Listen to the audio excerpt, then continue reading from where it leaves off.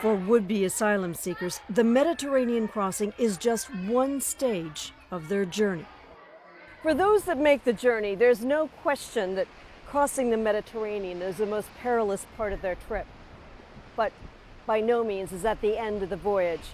For many of those, especially the Syrians, what they want is to get out of Italy and get to Northern Europe, where they have family and friends. And in order to do that, they have to leave Italy undocumented, without having their fingerprints taken. And that sets off a game of cat and mouse. European law, the Dublin Convention, says that wherever a refugee is first identified or fingerprinted on European soil, that's the country where they must apply for asylum. Italy no more wants the tens of thousands that arrive on its shores than most of them want to stay here. Ahmed Halil and his family were lucky.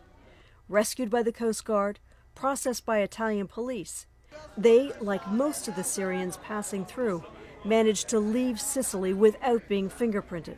I don't have the financial ability to sustain my family in Italy. Tuition is expensive, and so is the cost of living. Originally from a Damascus suburb, Ahmed, his wife, and 3 children fled Syria 2 years ago after one of the worst massacres of the Civil War, an attack carried out by regime loyalists. His youngest son, Mohammed, was then 6 years old. We saw scenes of slaughter and of killings that had been undertaken by the regime forces and the militias. That's when I decided we had to flee Syria as soon as we can, by any means necessary. I would rather die trying to leave than die staying. He fled with his family first to Lebanon and then to Egypt. Like tens of thousands before him, he paid thousands of dollars to a smuggler, was promised passage on a modern, safe ship. Instead, the last boat had a huge number of people on it, about 500. I will never forget how people were stacked on top of each other. There was no food or water. On the 5th day of the journey, there were high waves and people were expecting to die at any moment. But just as the boat started taking on water, a military ship appeared. I will never ever forget the Italian Red Cross.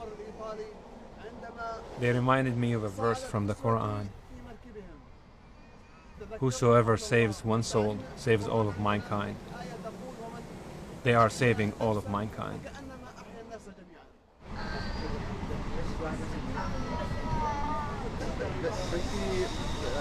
My daughter just saw the sea. The sea is now a nightmare for the children. They will be afraid of the sea for a long time. Halil, with his family, is among the lucky ones. From the southern seaports of Sicily, the road winds north, some in smugglers' cars, some by bus, but most riding the rails. 850 miles to the northern Italian city of Milan, reaching for the open borders of Europe.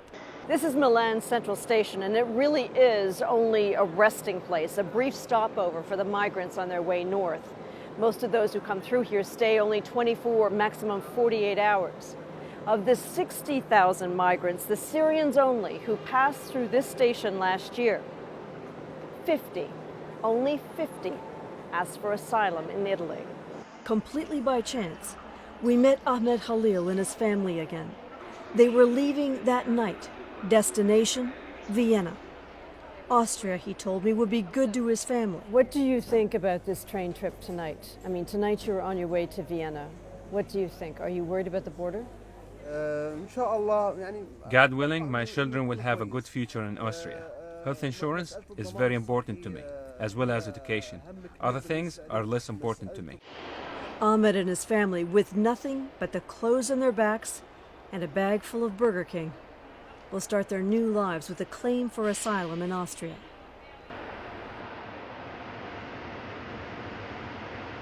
When we were able to text with him again, he sent an update, happy and safe in his new home of Austria.